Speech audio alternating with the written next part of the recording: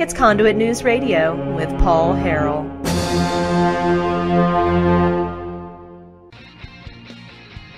Let's see here. Welcome back to the program. Thanks so much for being with us today. We have just a ton of stuff. This is the first day of early voting in the state of Arkansas. And nationally, though, folks, there what appears to be, huge, at least a PR crisis that's happening. Here, listen to this. A headline: Growing caravan of migrants pushes deeper into Mexico. It's now up to, 7,000 people, according to the front page of the Drudge Report. They got through Guatemala into Mexico, and now they're heading for the United States border. Joining us now to talk about this, we have a national immigration expert, also the director of the Remembrance Project. Maria Espinoza is back with us. Maria, good morning to you. Good morning, Paul. Thanks so much for having me on again. Yes, it's always great to have you on. What's your take on this? I mean, we're 14 days from an election. Does that have anything to do with the timing of the 7,000 person strong caravan? Oh, absolutely it does. In fact, remember the Honduran and El Salvadorian and Guatemalan leaders were here in Washington, D.C. last week, and their response to President Trump's cutting some of their foreign aid last year was simply that they will do what they can, but they want to be able to understand if they're going to get more funding in the future. So I think this is all political. This is certainly trying to pressure America, sort of extortion, in my opinion. And the day after Vice President Pence met with these other country leaders, that's when the caravan took off from Honduras. And now we're looking here. I believe that Guatemala and Mexico allowed this caravan to push through. I mean, we know that Mexico has stronger laws and enforces its southern border, much stronger than America enforces its southern border. And they will shoot you if you cross illegally into Mexico. And here they're allowed to come through and make their way right up to the United States. And guess what? We take care of them. Not only do we give their countries U.S. foreign aid for specifically these types of problems and violence, economic purposes, but we now are being forced to take care of their citizens, those citizens that they no longer want in their country. So, yes, this is absolutely, number one, orchestrated and intentional. And, yes, the midterms is key here. Yeah, we have people that want to hurt the Trump administration domestically by hurting him politically. We've seen that with China, what they're trying to do to influence the midterms in states that Donald Trump won with, targeting on the farmers and everything else. That affects us here in Arkansas. And now we have these countries south of the border. It seems they're doing the same thing. So let me ask you this. We've got Mexico. You say their immigration laws are pretty strict. They will shoot you if they cross the border. But we also know, just by general, consensus, Mexican officials are pretty easy to bribe. So my question is, do you think George Soros or some of these ultra-left, are they bribing the Mexican officials to let the migrants through? Oh, that's hands down, I believe so, absolutely. And, again, Mexico welcomes them, in my opinion. They'll, a few years back, remember they gave them a 3-day visa to cross through their country only on the terms that they would not remain in Mexico.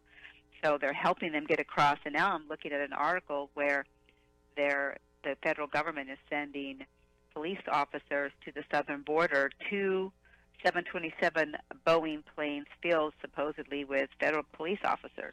My question is, when they get there, are they going to fill these planes with the members of this caravan and bring them up to, closer to our border? I don't trust Mexico.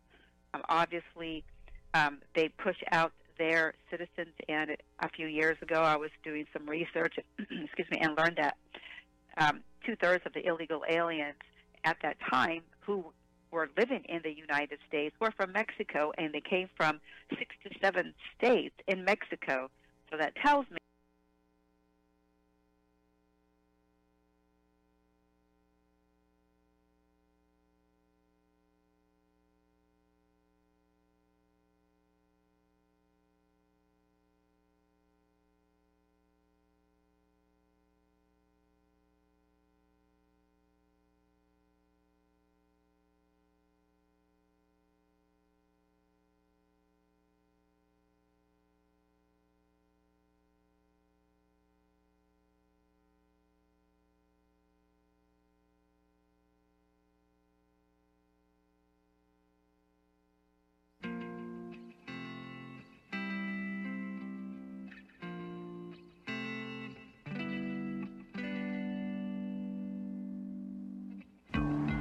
I think it's time we ask ourselves if we still know the freedoms that were intended for us by the Founding Fathers. They seem to be in full-scale retreat from spending cuts and are talking about raising people's taxes again. And I have only one thing to say to the tax increasers. Go ahead, make my day. If we lose freedom here, there's no place to escape to. This is the last stand on earth. Those who would trade our freedom for security have embarked on this downward course. Whether we believe in our capacity for self-government or whether we abandon the American Revolution and confess that a little intellectual elite in a far distant capital can plan our lives for us better than we can plan them ourselves. Conduit News Radio with Paul Harrell is on now. All right, folks, welcome. Ladies and gentlemen, thanks so much for being with us this morning. Wow, it's good to be back. I was off yesterday, had a little stomach bug, little illness. Looks like our producer, Joe, might have caught the same thing. So he's out today as well, so it's just me behind the board and the microphone and doing the whole thing at once here. So excited to be with you. And you found the intersection of conservative ideas and reality where we are building a liberty machine. And we want you to help us do that. We're so glad that you are with us. And one of the ways you can help us build that liberty machine is to just be listening to the program. That'd be the first thing. Even the detractors is what I'm trying to say this morning. They're even helping just by listening. They may not know it, but they are. You could also sound off over at Facebook. It's facebook.com/Conduit News. While the platform still exists, go over to the YouTube page as well and click the subscribe button, Conduit News, and then click the little bell to receive our notifications. We do have a great show for you. We've kind of shifted everything one day forward, or basically trying to make up for the Wednesday that I lost not being here. So we have a great show for you. Coming up at the bottom of this hour, we'll be talking with constitutional attorney, talk radio host Chris Hall back on the program. Always great to have her on. We're going to be talking about a lot of things. Specifically, though, we're going to be talking about this little article that appeared in the Arkansas Democrat Gazette. And, you know, it's fascinating to me how much misinformation or really just outright I would say it's a lie about our founding, a lie about the Constitution, yeah. There's a guy by the name of Jack Holt. Jack Holt is a former Arkansas Attorney General, also Chief Justice of the Arkansas Supreme Court from 1985 to 1995. He recently wrote an article over the Arkansas Democrat Gazette. It was entitled, "The Second Amendment, Reinterpreting Constitutional Law is Likely to Reflect the Politics of the Arms Industry." And this guy, he goes through a history of the Second Amendment and how the Second Amendment is not about your personal right to keep and bear arms. It's just about the right of a state to keep a militia ready. So basically the left would be able to say, oh, National Guard, oh, we'll check that little box. Give us your guns, please, as long as you have a National Guard. That's essentially what that comes down to. Very convenient for the left. Really, what it does is also kind of expose their, their will. Their goal is to confiscate our guns. That's what they want to do. So anyway, we're going to be talking with Chris Hall about this article. I sent it to her, and I was like, hey, do you want to come on? You want to refute this? And she said yes, and so I'm really glad that she decided to do that because I knew she would be really good about debunking all of this because he's got history here, let me say this, correct that. He's got dates listed in this article. And so go check it out if you want to get ahead of us. That's coming up at 6:33. Also, I'm going to ask her about birthright citizenship. That's been in the news. We kind of missed that yesterday.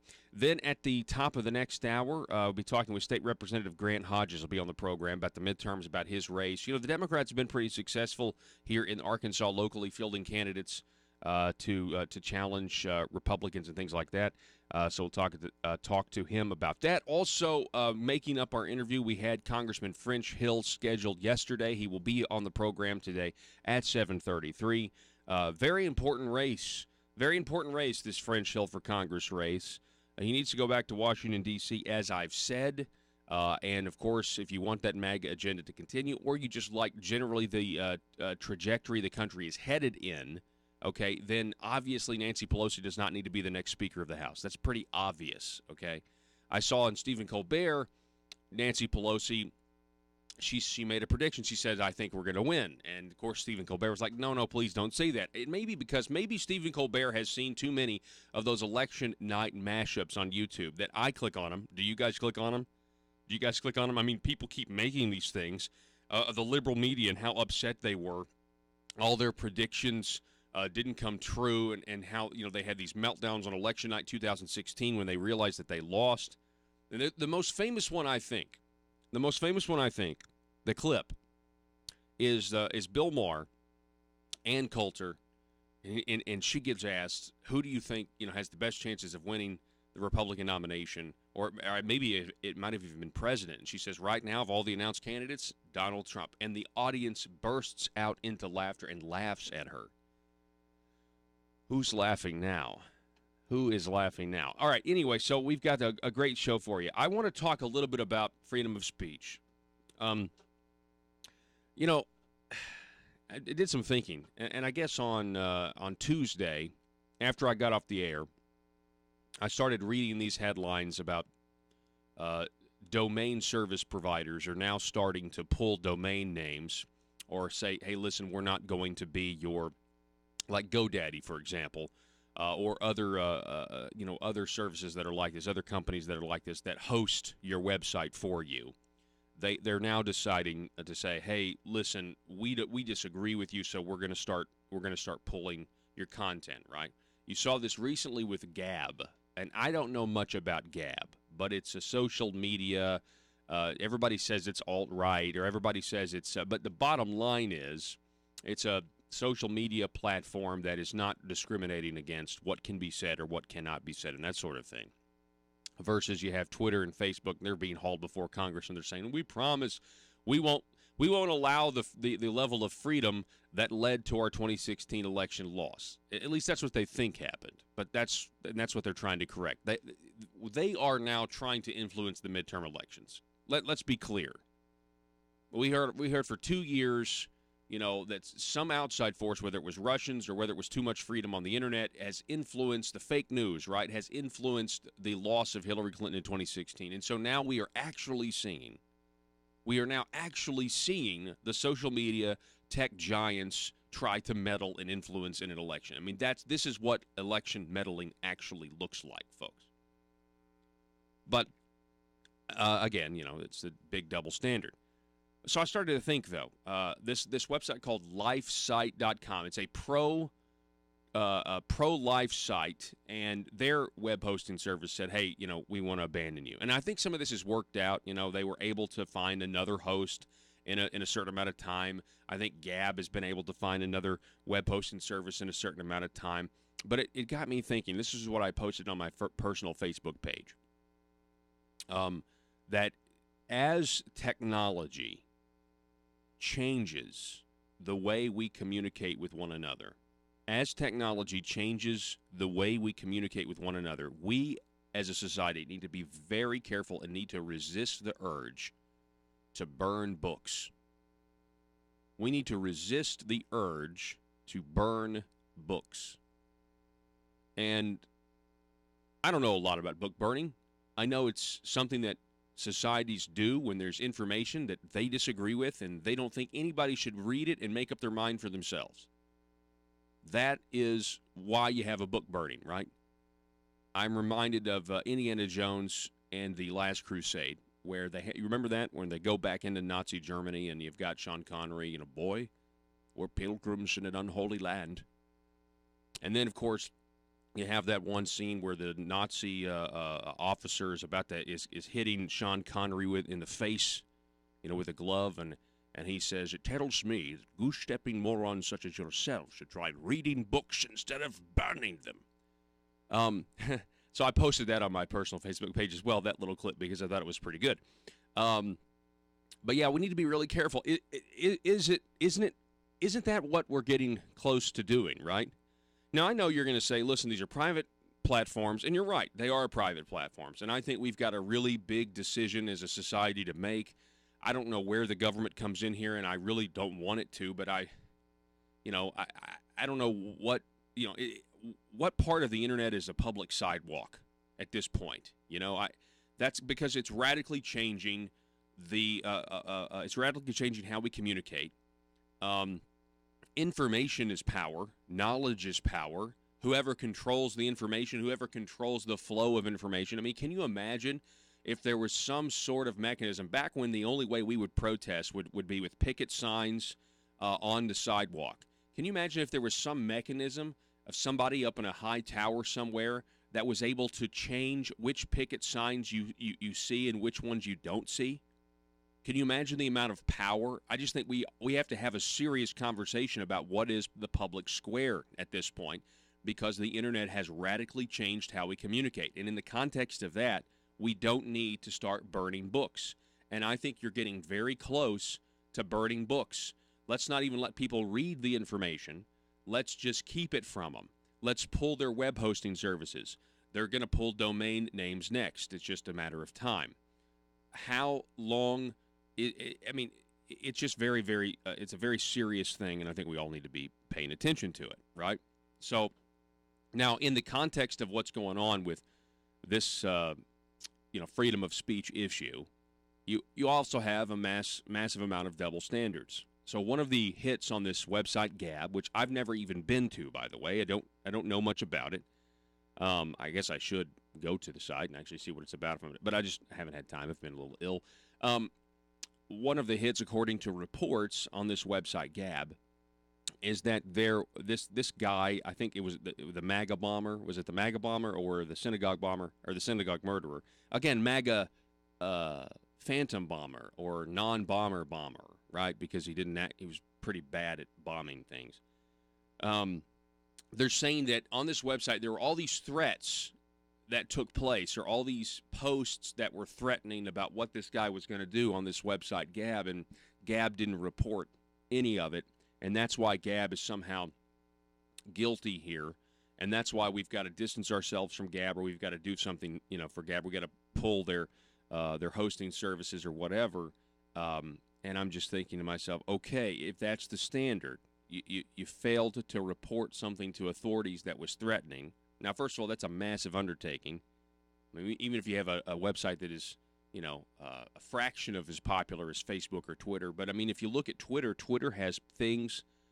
Twitter reports or fails to report things all the time that are threatening. I mean, Twitter is pulling people for hateful comments, and yet they still have Louis Farrakhan, that has these disparaging comments against Jews. Now, I want you to think about that just for a second. Like, that is such a hypocrisy, but it's okay because what? Louis Farrakhan he's been in he's been an anti-Semite for a long time, and we just are supposed to accept that because he's part of the public dialogue. I don't know. I wish somebody would just tell me what the rules are. That's what I'm so frustrated with about this whole, we're going to pull our terms of service. Your terms of service are arbitrary. Your terms of service are capricious. Your terms of service are whatever you want them to be, and you write them so broad that you can apply them specifically over here and not apply them specifically over here. Case in point, you guys just want to scapegoat everything. I mean, here's this. I've got an article here. A black woman reported the MAGA bomber to Twitter. Twitter did nothing. ... again. Let's see. We have this Twitter handle, Rochelle. Hey, Twitter, remember when I reported the guy who was making threats towards me after my appearance on Fox News, and you guys sent back a BS response about how you didn't find it that serious? Well, guess what? It's the guy who's been sending hashtag bombs to high-profile politicians. All right, so, I mean, pretty interesting stuff, right? Well, I mean, there's just got to be something. I don't know what the answer is, and I hope it's not government regulation or antitrust laws or whatever. But when you have each privately owned social media platform, the big guys, the Silicon Valley giants, as they say, when you have each one of those who are all coming to the same conclusions themselves, and those conclusions mean ban this person all the same day, or you have all of a sudden web hosts saying, now, not only do we not want Gab, we don't want this pro-life site either. This pro-life site is this life site news. We got to get rid of that. I mean, at what point do we start to say, hang on a second, something is not is not right here.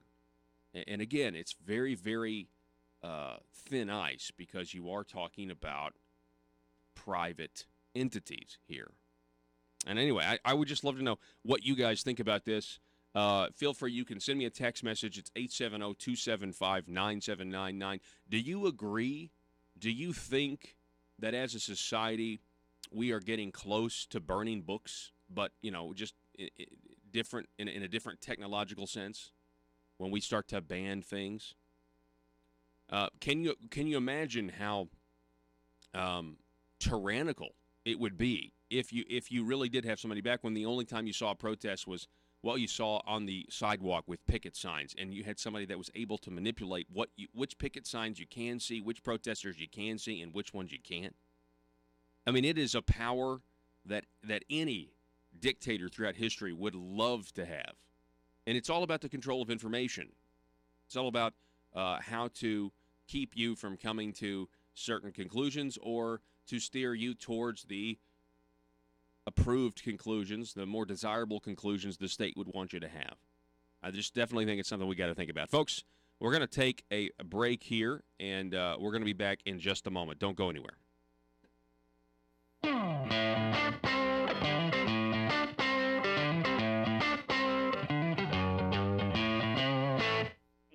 That these individuals were intentionally encouraged to cross illegally, and we also have seen the pamphlets that was discovered back in the 90s. They were very basic, almost like comic strip pamphlets, telling their citizens on how to get to the border, hire a coyote, what to wear, what to do, what to say with an agent finds you, and where to go to get help here in the United States.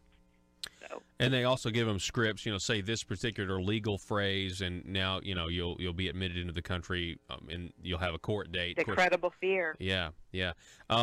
We're talking with Maria Espinoza. Check out her stuff. It's the remembranceproject.org. It's an organization founded to remember those who have been murdered by illegal aliens. Like preventable deaths is the key there. If we would secure our border, have a immigration policy that actually works. Speaking of securing the border, Maria, I would like to know what you think about President Donald Trump's statement. He says, listen, these people are not getting in. He's come out and been pretty so they won't be under so much scrutiny. And during this time, what if you're a legislator and you need money? What if you're slapped with a huge expense? What if your check for consultant services is late this month? Or maybe you just need extra cash now until payday. When that happens, you can't wait. Hi, I'm Bobby Blackmail for the Arkansas Intra-Legislator Bank, your trusted source to over 135 lenders to get you short-term cash fast. Use the Arkansas Intra-Legislator Bank today, and you can have up to $12,500 cash in your checking account tomorrow. Dried up bribes no longer coming from Medicaid entities? Handled. Extra cash until your hopeful acquittal? Done. And you'll be surprised at how easy it is to get extra cash. Just be an elected official and be comfortable with the status quo, and we'll connect you with a fellow legislator who is ready to loan. It's quick and easy. And don't worry if you can't make the payments, because the Arkansas Intra-Legislator Bank is designed to help you get through these tough economic times. There are other ways you can pay off your debt, like by voting the way the establishment wants, or by rewarding some with committee chairmanships. So forget about overdraft fees and the spirit of covetousness that sometimes overwhelms the best of lawmakers. Just remember, the Arkansas Intra-Legislator Bank for short-term cash between colleagues when you need it fast. Some transactions have long-term consequences. Paul Harrell, parody.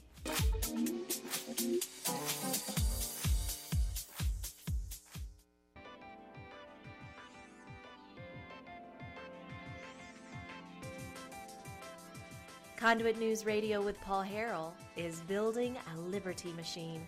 Find out more at conduitnews.com.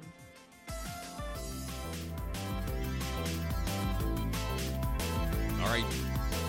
Here we are. Coming up in just a moment, we're going to be talking with constitutional attorney, talk radio host Chris Ann Hall will be back with us. We're going to have a great conversation with her. It's always great to have her on. She'll be coming up at 6:33. So I want to make sure you tune in for that. One of the things that you will hear President Donald Trump say. It was part of his campaign message. Make America great again. But especially if you watch these rallies, it's more than make America great again, right? You basically take Make America Great Again, and then you divide that up into some sub-points, if you will, okay? And these sub-points are the things that combine to make America great again. That slogan, think of it like a Voltron situation. Yeah, I mean, you can tell that I'm 34 years old, right? With that reference, Voltron, Power Rangers for you guys that came along a little. I guess that was part of my time too, actually. But anyway, Voltron was the best. Anyway, you have these little machines that combine to make one big machine. Well, what is it? Make America Great Again. It's like what? Make America wealthy again. One of them is Make America Safe Again. Make America safe again. Doesn't that? What does that mean? Low crime, right?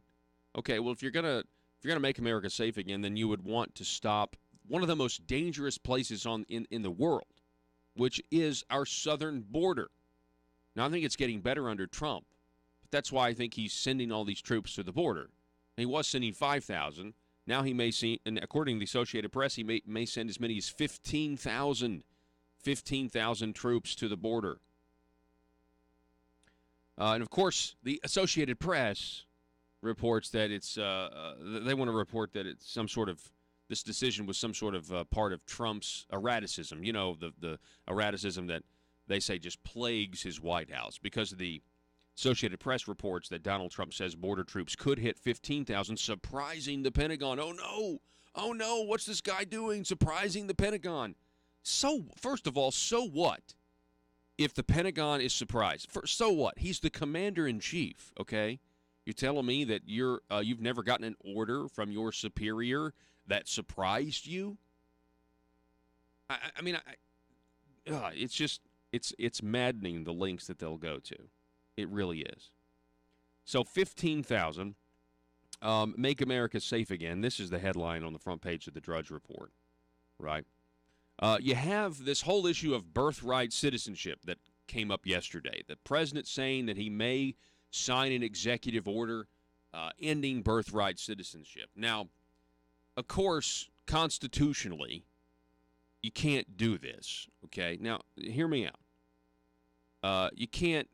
I mean, we have a huge problem with people acting in, executive orders. You got to have Congress to do this. Now, Senator Lindsey Graham, I think, is now filing a bill to do this very thing, to clarify what the 14th Amendment says. The 14th Amendment was about making citizens of freed slaves. That's what it was about. It was not about those. And there's that little pesky phrase the left doesn't want you to know about, in jurisdiction thereof.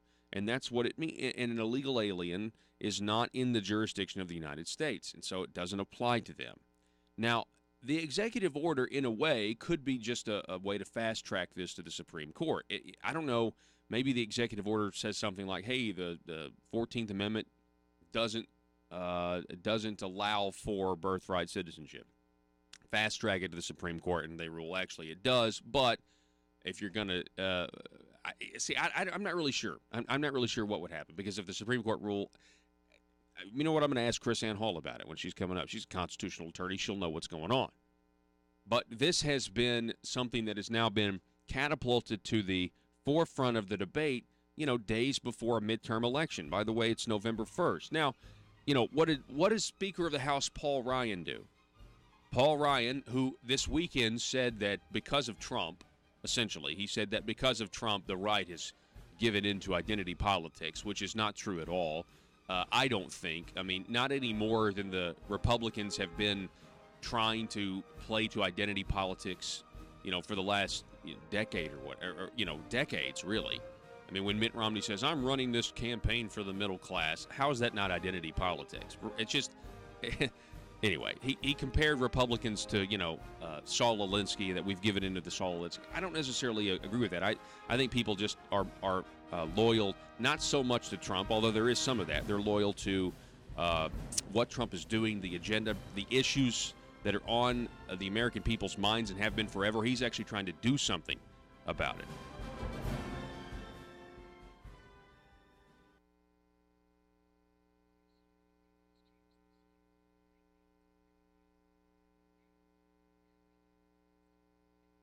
forceful at this point. He knows they're coming, and he's threatening to put the military, not reserves, but the military on the southern border. What are your thoughts on that? We asked him to do just that last month. So he has been very patient.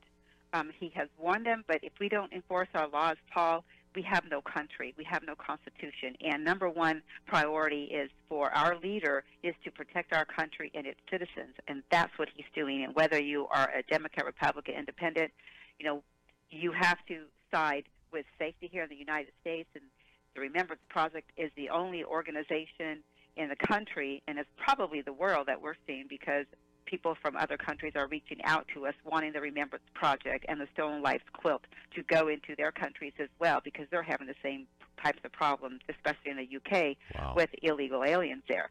But yes, I encourage President Donald Trump to place the troops on the border, double the ICE agents and the immigration, the Border Patrol. But we also are asking all of your listeners there, Paul, to please recognize the National Remembrance Day for Americans killed by illegal aliens. This day we've recognized this day for 7 years now, and it is the first Sunday of each November. So come November 4th, we are going to have another event here in Washington, D.C., in Lafayette Park, near the White House, to remember and honor our fellow fallen Americans, because they are permanently separated from their loved ones, and they should still be here if only our laws were enforced and politicians placed American lives first. That's exactly right, putting American lives first. So you said this. You said this earlier, that you have these leaders from these countries. They met with Vice President Pence, and then about maybe not getting as much U.S. money. And then they send this, this force. And so I got this text right after you said that, and somebody has a question: Are we paying Honduras not to invade the United States, or if we stop paying them our taxpayer dollars, they send an invasion force? I mean, think about that. What other response would any leader have but to then send troops to the border? Exactly. And again, President Trump has tweeted that no more money will be given to, Honduras, Guatemala, El Salvador, if they do not stop and come pick up their people and return them to their countries. That's exactly what's going on. And you were talking earlier. Taking care of.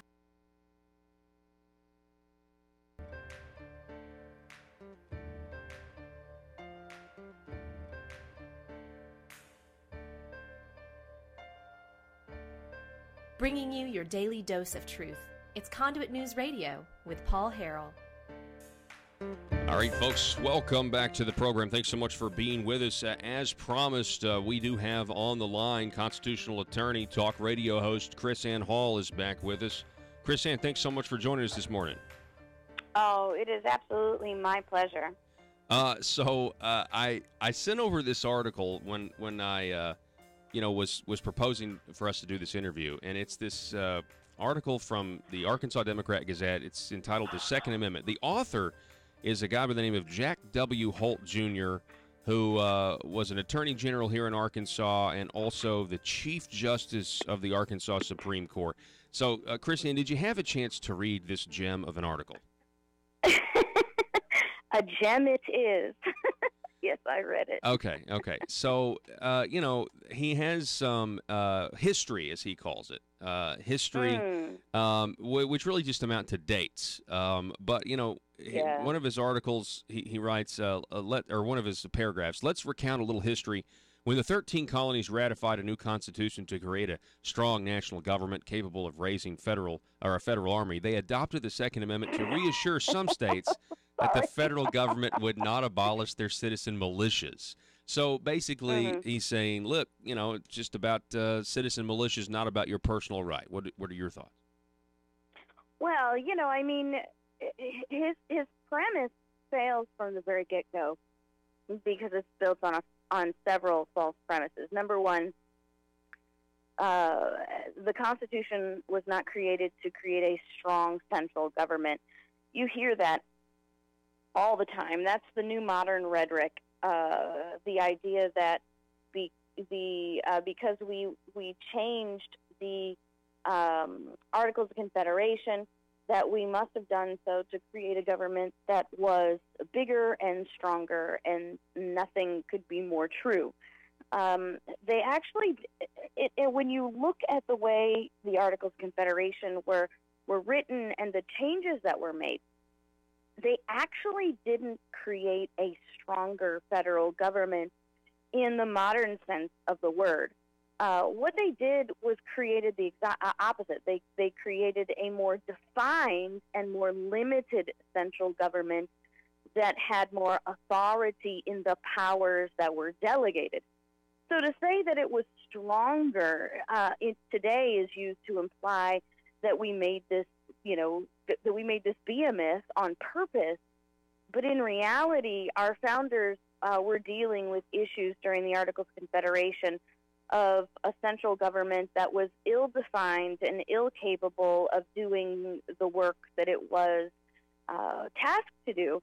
So the Constitution gave better definition, which created a more defined, more limited federal government, but then also gave them better direction on how to accomplish the tasks that were being delegated. The second false premise is that the Second Amendment was created to sort of empower this government managed militia, which is also completely false when you actually know the history and you don't listen to a law professor or read some public school textbook. So when you actually read the writings of the people who drafted the Second Amendment, who debated and ratified the Second Amendment, you learn that the Second Amendment was actually written for a group of people that they call the whole body of the people. That's a phrase that I am quoting that is absolutely said by every person who had anything to do with the Second Amendment, that the Second Amendment was for the whole body of the people. And the leaders in favor of the Second Amendment, in favor of the ratification of the Second Amendment as it was worded, not only called it the whole body of the people, but then made a specific distinction that the Second Amendment did not include government and those in power. The third false premise that he makes, and you didn't actually get that far in your quote, was that the Second Amendment was written to so that slave owners could keep their slaves under control. That is also an incredibly false premise, and said only by people who are completely ignorant of history and those who have been manipulated and brainwashed by the government propaganda education system. And I know you use those words these days, and you sound sort of tinfoil hattish and extremist, but in reality, the history is very, very clear. At Liberty First University, our online training program, we have several courses that teach that this premise that slavery was actually something that our founders wanted to continue, that they were permissive about slavery, and that the Constitution was actually written to enable the existence of slavery, and that all of our founders were a bunch of rich, white, misogynistic slave owners. We absolutely, at LibertyFirstUniversity.com, destroy that premise with actual history and the words of the framers themselves. We have 3 courses now that deal with that completely destroy those ideologies. We're talking with KrisAnne Hall. She's a constitutional attorney, also a talk radio host, and you heard her mention the website, LibertyFirstUniversity.com. Please check that out, folks. You see it right up there on your screen. What's interesting about this, KrisAnne, is that if you take his initial premise as fact, which you just historically dismantled it, it really it really does confirm what the left is wanting to do with our gun rights today. I mean, because if his premise were true, and somehow we've reinterpreted the Second Amendment, to a modern day individual right to keep and bear arms, then if what he says is true, then the government should be able to take our weapons away as long as we have a National Guard in the state. Right. And that's the disturbing thing. There are people who know the truth, who still repeat these lies, but the disturbing truth is that I actually believe that this judge thinks he's speaking truth. And when you take his premise, his false, the series of it's not just one, but the series of false premises, and believe them to be true, he really makes a very compelling argument. And that's what happens when your knowledge is seasoned with such deep-seated lies. You can simply repeat dates and make things look historical, make things look accurate. But that's why we need to really, as a people, train to learn how to identify the false premises. So when you set up the stage as he does, the entire argument following falls apart because again, it's set on a faulty premise. That's why, Paul, that's why we have been traveling for the last 8 years and sometimes in teaching the Constitution. And sometimes people say to us, well, Chrisanne, what are you really accomplishing because you're just teaching the choir?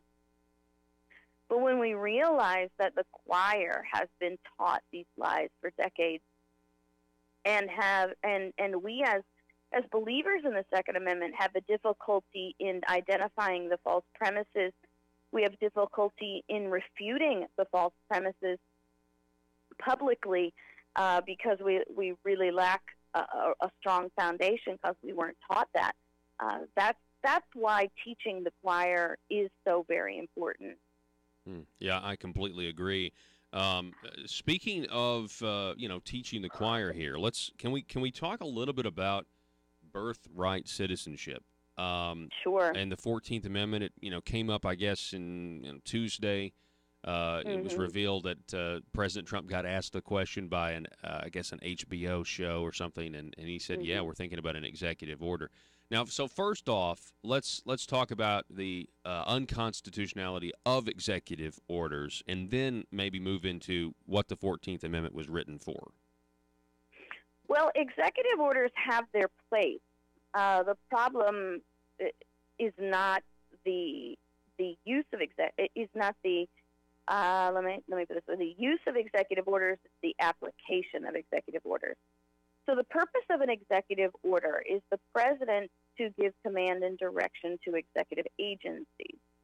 So the problem with executive orders, they become unconstitutional when those executive agencies reach outside the executive branch, or executive orders change laws that have been constitutionally established. I think we first have to sort of understand that it is possible for Congress to create a law that is unconstitutional. It seems to be something that is not widely understood, yet it ought to be widely accepted, given the fact that the Constitution itself says that laws written outside the Constitution are invalid. And so the problem with an executive order would be an executive order that is written to change a constitutionally established law, to alter the proper application or enforcement of a constitutionally established law or amendment or something like that.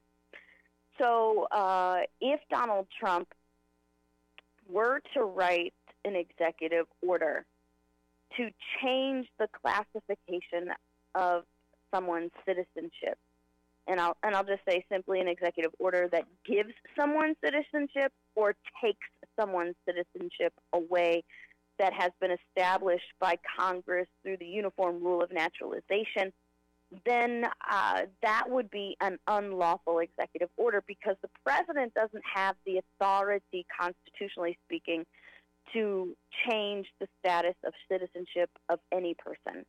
And believe it or not, that is something that was discussed by the drafters of the Constitution to be specifically a denied power to the president. Alexander Hamilton talks about it as the president cannot make denizens of aliens. And that just simply means he can't make citizens of aliens, because that was a power that was exercised by the king. And so the drafters of our Constitution, when creating the president, said, we're not going to make a king, we're making a limited and defined president, so we don't want a president to be able to confer or deny citizenship. However, if Donald Trump writes an executive order to properly enforce a law or properly enforce a principle of the Constitution, then that executive order would be lawful, because the purpose of the executive order is the president to direct the powers of the executive branch, and the primary power of the executive branch is to execute the laws of Congress that are constitutionally created. But first, the primary power of the executive branch is to enforce the Constitution. So the president takes an oath to the Constitution. Interestingly enough, we hear this all the time, the president's job is to keep the people safe. No, the president never takes an oath to protect and defend the people. He takes an oath to protect and defend the Constitution. And so if Donald Trump were to write an executive order and word the executive order in such a way that it is defending a constitutional principle or a constitutionally established law, then the executive order is lawful. So, does that make sense? Yes, it does. So there's a right way to do an executive order in this context and a wrong way. So the right way would be maybe just, hey, 14th Amendment doesn't allow for birthright citizenship. I mean, and would this then probably get fast-tracked to the Supreme Court? What are your thoughts? I mean, it would need to get fast-tracked to the Supreme Court, you would think, because it's going to get challenged. Right. Well, the first thing we have to understand is it is true that the 14th Amendment does not establish birthright citizenship. And how we know that is that we go to the people who actually drafted and sponsored the 14th Amendment. One of those sponsors is a senator by the last name of Harrell. And if you go to the congressional record of the day when he actually proposed the 14th Amendment, he specifically said that the 14th Amendment would not apply to visitors to this country, to aliens in this country, and would not apply to foreign ambassadors who were here working within the United States. So the drafters of the 14th Amendment, the sponsors of the 14th Amendment, which dictates the meaning of the 14th Amendment, specifically say that birthright citizenship was not the intent nor the proposed application of the 14th Amendment. So we already know from congressional record and historical facts that the 14th Amendment does not establish birthright citizenship. And so any argument otherwise is simply also based on false premise and obviously on an agenda to alter the 14th Amendment outside of another constitutional amendment.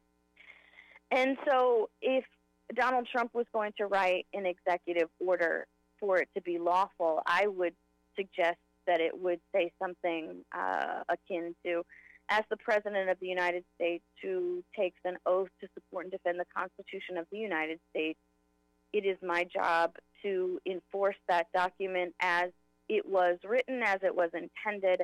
It is clear by congressional record that the 14th Amendment was never intended to establish birthright citizenship. I would probably, as president, even quote the congressional record and then simply say, as the executive leader of the executive branch, it's my job to enforce this properly. So this executive order instructs my agents and their agencies to no longer allow or establish the false application of the 14th Amendment to allow birthright citizenship.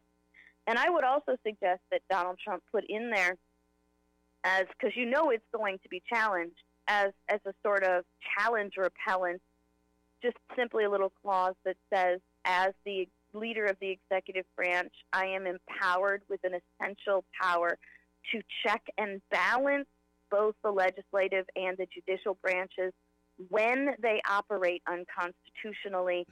Any legislative act that establishes birthright citizenship is contrary to the Constitution, which empowers me through my check and balance authority to not enforce that law.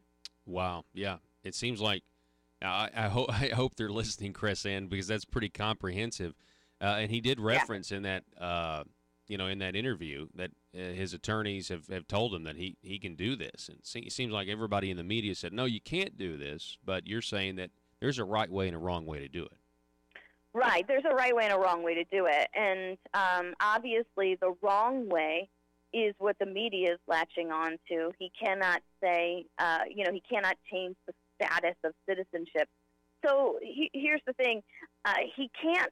He could not legally, constitutionally change those who already have birthright citizenship. Excuse me. That would be something that would not fall under executive order. But what he can do lawfully and constitutionally is say, from this day forward, we will not allow this. Last question. We're talking with Chris Ann Hall. You said this was, you quoted the, gentleman who was associated with the 14th Amendment. It's very clear. Mm-hmm. When did this change? When did they say, oh, by the way, if you're an illegal immigrant and you have a child here, that child is now a citizen of the United States with all the benefits and rights? When did that change? Well, as many things, it's this gradual reinterpretation and application via agenda. And a lot of it is actually being conducted by Congress through immigration and naturalization, alterations to the Immigration and Naturalization Act. And so there is language in the Immigration and Naturalization Act that would lead people to believe that Congress is accepting this kind of interpretation of the 14th Amendment. Chris Ann Hall, I appreciate you being with us. As always, folks, check out the website. Her great classes, libertyfirstuniversity.com. And I'd love to do it again, Chris Ann. Thank you so much. Have a great morning. Sure. Thank you. You too. All righty. Folks, we're going to take a break, and that video will be up over at conduitnews.com later in the day. If you want two things, if you want to know about how wrong our former Arkansas Supreme Court justice is on the Second Amendment, or if you want to know about birthright citizenship, Chris Ann's saying, hey, look, listen, there's a right way to do the executive order and a wrong way to do the executive order. And I got a feeling that Donald Trump, if he does it, it'll be the right way. What do you think? Let me know. We're going to take a quick break. Back in just a moment.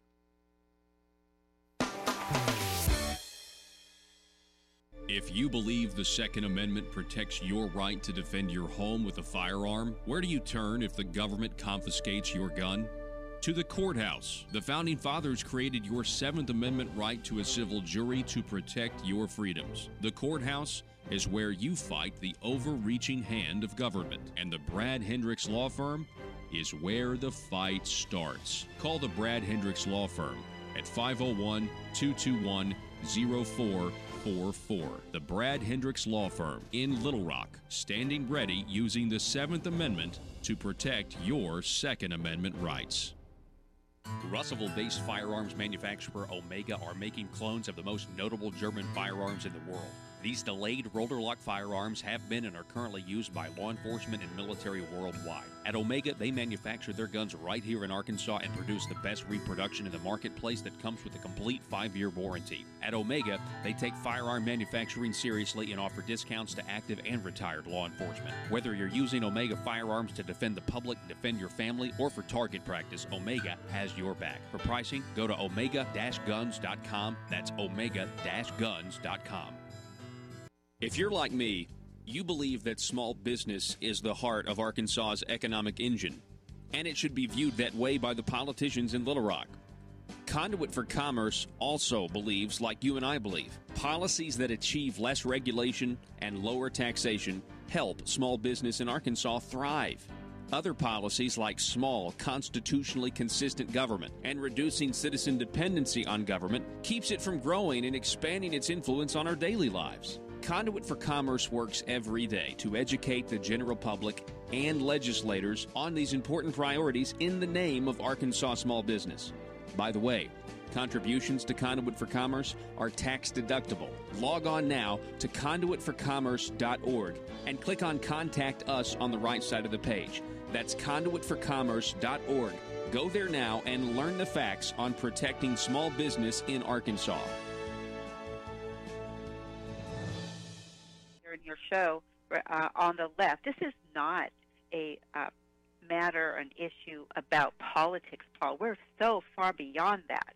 If we don't stop and think about what we're doing here and place American first and do what's best, just like President Donald Trump is doing, he has the best interest of America in mind. And, understand that the entire Democrat Party will completely resist him no matter what he says. Many of the Republicans will so as well, but I can't tell people how to vote or who to vote for, but you certainly can vote for those individuals who will emulate and work with President Donald Trump, and that is placing our security, our national security, and the safety and the economic success of this country first and foremost. If America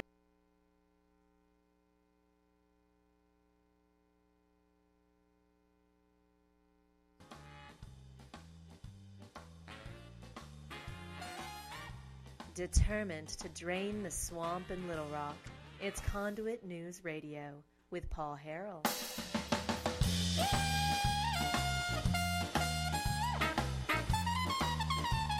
Hey, good morning to you.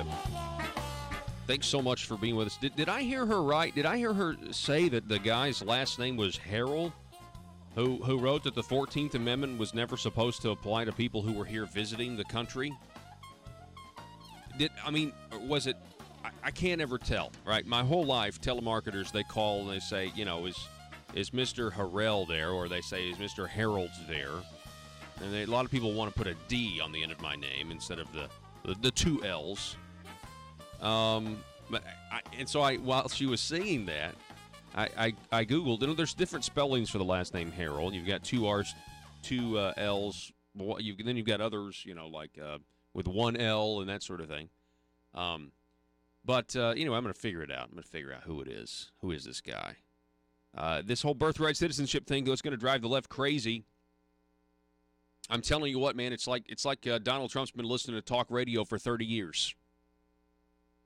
Anybody else feel that way? It's like Donald Trump's been listening to talk radio for 30 years, nonstop. It's just absolutely unbelievable. I don't know how we got to this point, but I'm telling you right now, he's bringing issues to the forefront of this country that you never even thought about, right? The mainstream news, mainstream Republican thought never even thought about getting rid of the birthright citizenship standard.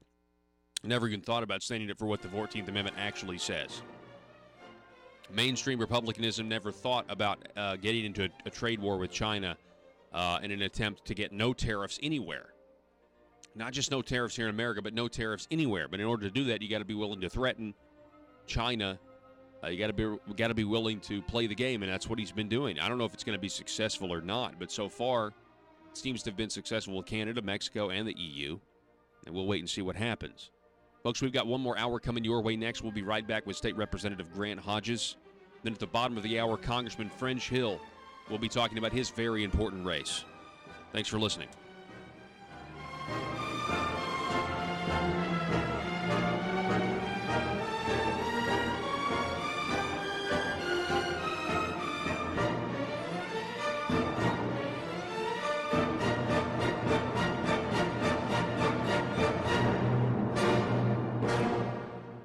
Goes down, Paul, we have nowhere to go. We are the beacon of freedom. So this is what's at stake here. This is much more than politics. This is about a survival of America. Yeah, it's echoing President Ronald Reagan. So they're in Mexico now, this caravan. We're 14 days until November 6th. Early voting starts today, in Arkansas, and I think across the country as well. When are they going to get there? And I guess I'm like, how many days out of the election are they going to be there? They're going to be at the border. If President Trump then sends the military and activates them, CNN, everybody, we're going to have cameras there, and there's going to be this very tense atmosphere, I would imagine. Right. And what is that? I mean, can you imagine the powder keg that could potentially be? Well, I think the American people are fed up. Let's look at on the flip side. If you don't have compassion for American children, we have a whole banners full of our Stolen West Quilt banners with American children killed. We have so many families that I can sit here and list, and we can sit here and talk about for hours the stories. And just last night I spoke to another family. This is an everyday thing for us where we're trying to keep up with the carnage, Paul, and we simply cannot. We have wonderful youth who are being killed by illegal aliens. We're bringing in more supposedly UICs, unaccompanied minors. Here, unaccompanied children. I guess they changed that word to make it a little more heart-tugging, but who are here sitting next to our children in schools. These other kids came from chaos, and this is what they're bringing in the culture, and they're recruiting gang members, and that's why the uptick in the MS-13 gang membership and the violence. They're thumbing their noses to our laws and to its citizens. But you're right. What the media wants is that climax there at the border and the cameras. You bet they're going to be at the border with those cameras, every single news station, where they never came into the press conference room when President Trump was meeting with our families. They panned away. Yes. So this is the fake news has been exposed. These countries exposed for taking advantage of the generous American taxpayer. We have 500,000 American orphan children who need good homes and a better life. We have 13 million children who live in poverty and probably go to bed hungry. Let's clean our house and making sure that we're taking care of our children first before we start looking at the fake news and their cameras where they put women and children at the front. Pregnant women coming on this whole track is completely ridiculous. Yes. Yeah. No woman who cared for their child would put themselves in that situation. Plus, you have parents sending their young daughters on birth control to cross the border with a coyote, knowing that they're going to be raped. What kind of people, what kind of character are these people coming from? Who are they? We don't need any more crime, Paul. We need to stop importing crime. We've got plenty of problems in Chicago and Detroit. Then why are we welcoming this chaotic group of people? I completely agree. And, that's the whole point of having a sovereign nation, is being able to decide who gets to come and who doesn't get to come. And so that's a really good points that you're making. The left has been – go ahead. Our baseline, Paul, is that we do not have to allow anyone into our country, and that's what every American citizen has to think about. Our baseline is simply that we don't have to allow anyone into our country. It's better, in my opinion, to be able to teach other countries to fish and how to take care and be able to, for their citizens, to force the kind of government that they're fleeing to, not to bring their problems here. Mm-hmm. Yes, we're very generous, and we can help them there, and that's what we're doing. That's what President Trump is using this U.S. foreign aid to, as a way to try to make those countries be good leaders and, be good parents. The left has been using this phrase for the last 18 months, and the phrase is this: influence the outcome of an election. I look at these and this is an actual attempt to do that. This 7,000 caravan, that's what it actually looks like. This is an attempt to influence the outcome of an election. But don't expect any analysis like that from the mainstream media. They're going to sit on their moral high horse, and they're going to claim that Donald Trump is heartless.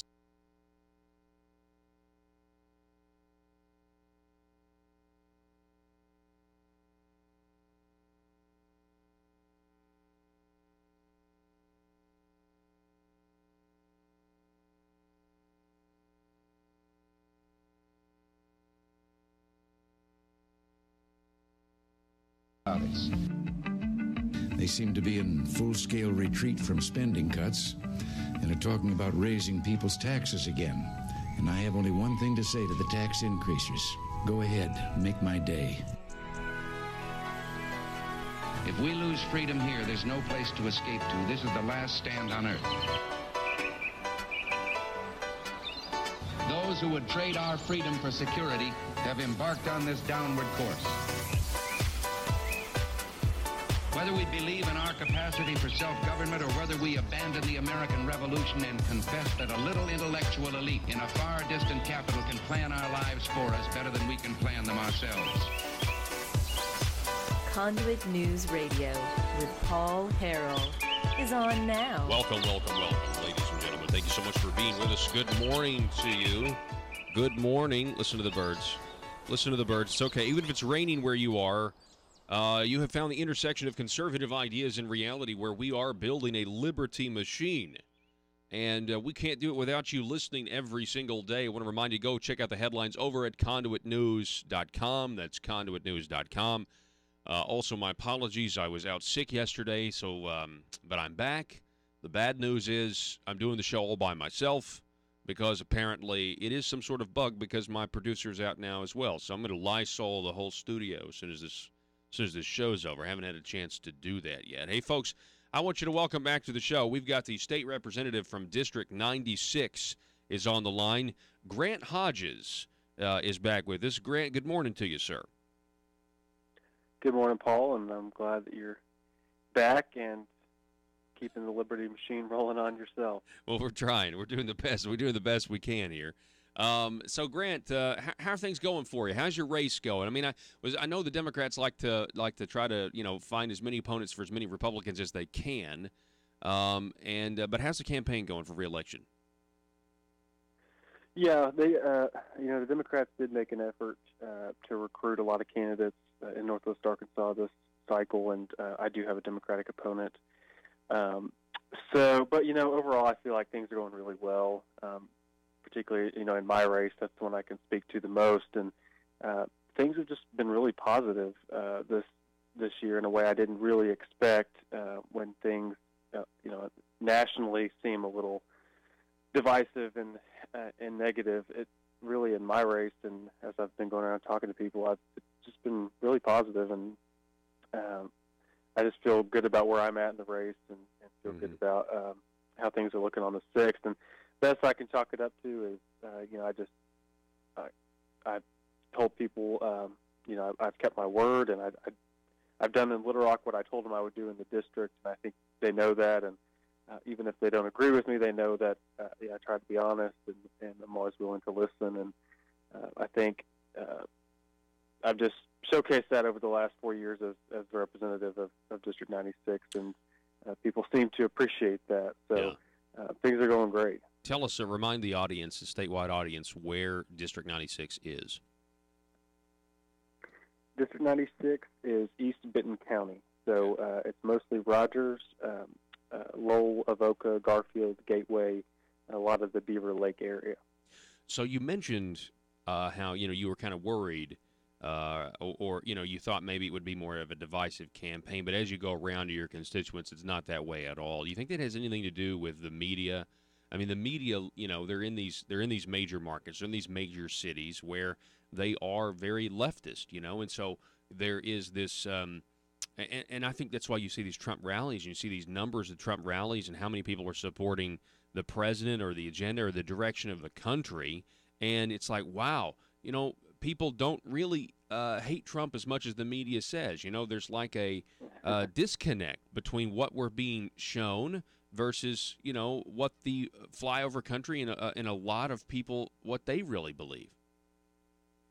Yeah, I definitely think there's a lot to that, and I think the president's approval rating is also something that I think makes us feel good too here in Northwest Arkansas and statewide as well. But I do think that's the truth. Is if you listen to the media, particularly the more left-wing media, you would think things are terrible out there. But the reality is, I mean, you look at the numbers, and we've got record low unemployment, and for the most part, especially up in my area, I mean, things are going really well, and I think people feel that and feel the benefits of the policies of not just the Trump administration, but what we've done here in the last few years in Arkansas, and really kind of turning the ship around and taking us in a different direction. And I'm not saying everything's perfect out there by any means, but I think people appreciate what's the change that we've seen in the last few years, and they don't want to go back to the same old liberal policies of just more taxes, more spending, and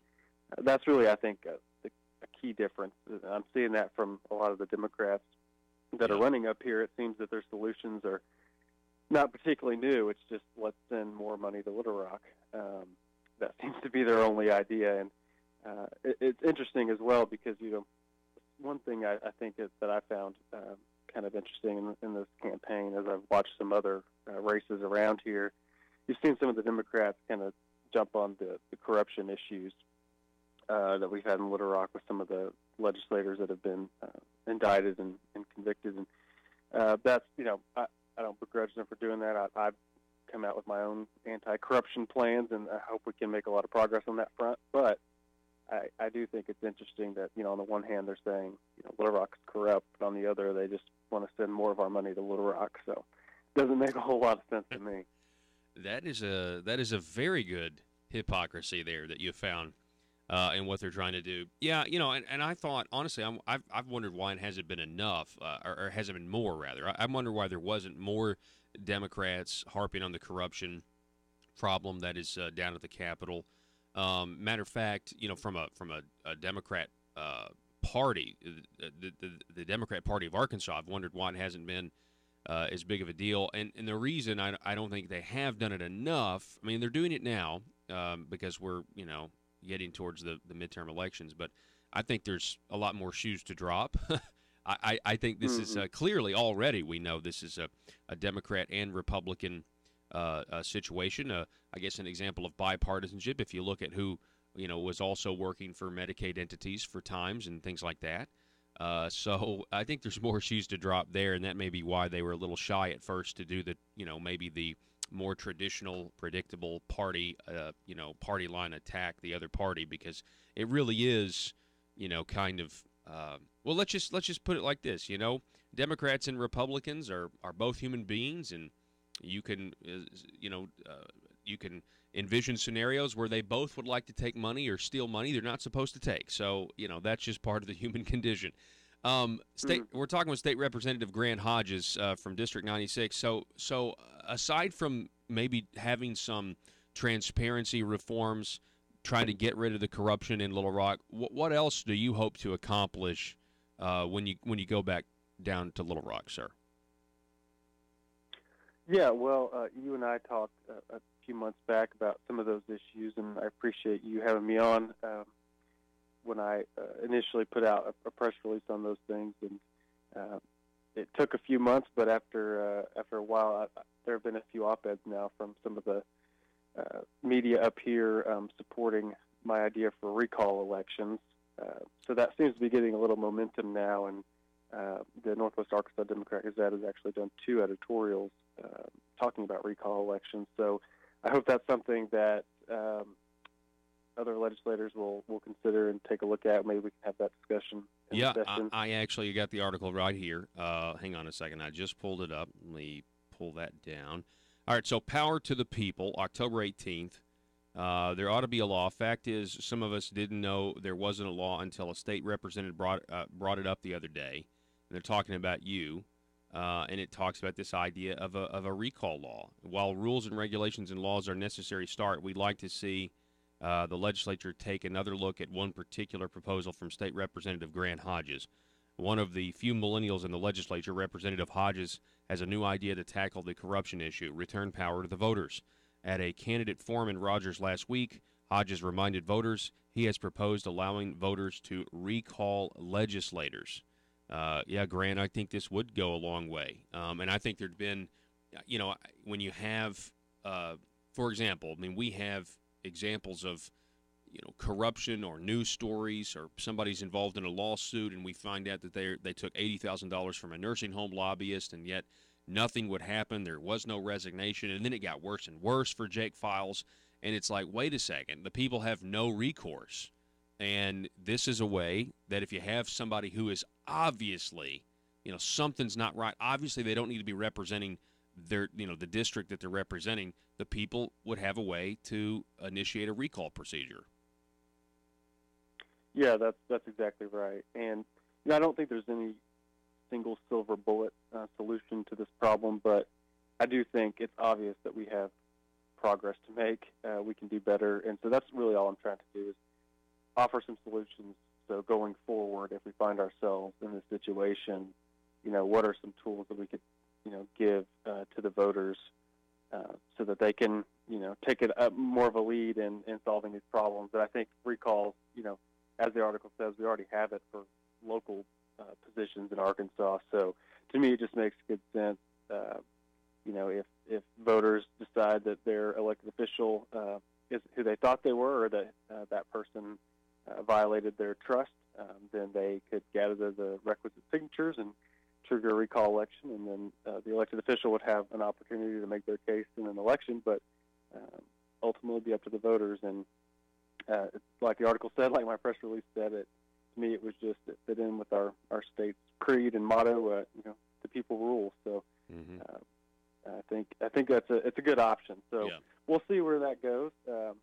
I'm not sure how the legislature will feel about it, but I plan on making the case. So, what about the fact that the article insulted you by calling you a millennial?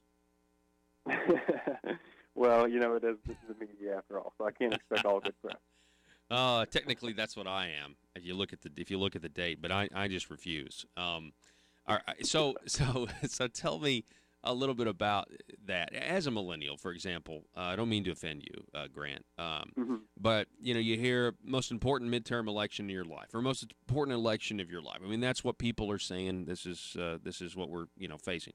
I mean, do you agree with that, and how do you see the country right now? How do you see the left? I'm worried just a little bit. I know this is going to sound strange, but I'm worried that the Republicans are going to win, which is what I want to happen. I want them to hold the House of Representatives. But I think at this point, the left will become extremely undone. I think there's going to be more violent acts. And I know, in the wake of what we have seen over the last week, I know that might contradict what the media is telling you about how Trump is supported by all of these white nationalists or whatever, or that Trump is a white nationalist and a KGB agent, and he's actually loyal to the Saudi Arabian government. I mean, it goes on and on and on, but I really do think that if there is no blue wave, then this country may be in store for more unrest, not less. Yeah. Well, I think I have a little bit of mixed feelings, because I think in Arkansas we're going to see really great results in this election. I think if there was one race a lot of us had our eye on, it was the 2nd Congressional District, because control of the U.S. House of Representatives seems like the really big fight this year, and that was really the most competitive race. But now it looks like that's pretty safely in the Republican column now. So I feel good, because in Arkansas I think we're going to hold what we have and maybe even see a few gains. And so I do feel good about that. Nationally, I have a little concern about the U.S. House. I think we're safe in the Senate, and of course we have the White House. So, for me, I think my concern, you asked, as a millennial, and no offense taken, but for me the concern is I just see the left and the Democratic Party getting more and more extreme, and you see that with our fellow millennial, Ocasio-Cortez, and I was just reading about another candidate in New York running for state senate there who's about my age and is another open socialist, and that really seems to be where the party is moving on their end. It's just open socialism, and you saw that with Bernie Sanders' campaign, how well he did. being a democratic socialist. And, if there's something that just really animates me and makes me a conservative, it's just that I'm an anti-communist, anti-socialist, and that really alarms me as an American that a lot of young people seem open to the idea of socialism in America. Yeah, I agree with you. It is very alarming, and hopefully there'll be more millennials like you, Grant. And we're gonna stop that. We're gonna stop that trend.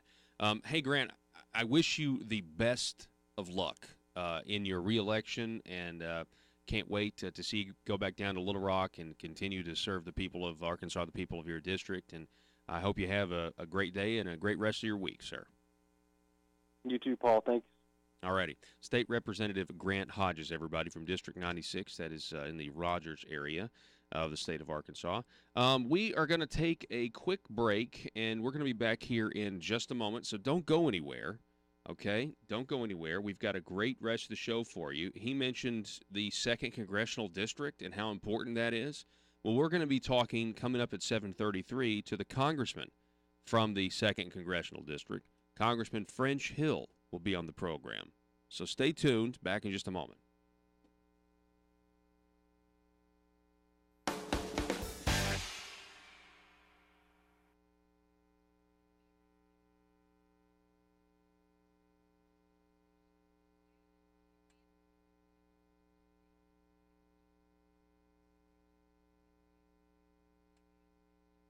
And is a totalitarian for securing the border, because he's at the point now, unless these people are stopped, he's not going to back down. I mean, he's shown that multiple times. I saw somebody, even suggest that, hey, maybe you shut down, not only use the military to secure the border, but you also just shut down the legal crossing. Just absolutely shut it down, say nobody in, nobody out for a period of time, which we did do in 1985 after one of our federal agents was killed at the border. Right, exactly. We have to do this. I'm from Texas originally. We're here in Washington, D.C. now. It's very important that we, are here looking over the shoulder of these politicians. And I can tell you that the people will save this country, because we're going. In Arkansas, every single hour there is a politician not getting what they want. For some, it's an absolute nightmare. The sleepless nights wondering if progress will ever come. Lying awake pondering how to grow government in this political climate. Asking questions like, why don't my constituents want to pay a few cents more in taxes? Everyday politicians feel abused and neglected. These politicians are starving for power. They're hungry, confused, and they don't understand why no one seems to care. Will you be a patriot and commit today to help these poor, starved for power public officials? It's simple. All you have to do is commit to stay silent and never dissent or stand in the way of your politicians' rise to power. Never speak up or get engaged to stop the growth of government. By committing to these simple steps, you will ensure the life of your politician will be filled with contentment and the respect they are desperately seeking, as well as campaign contributions from lobbyists. This message brought to you by Aristocrats Serving Arkansas. PHP Parody.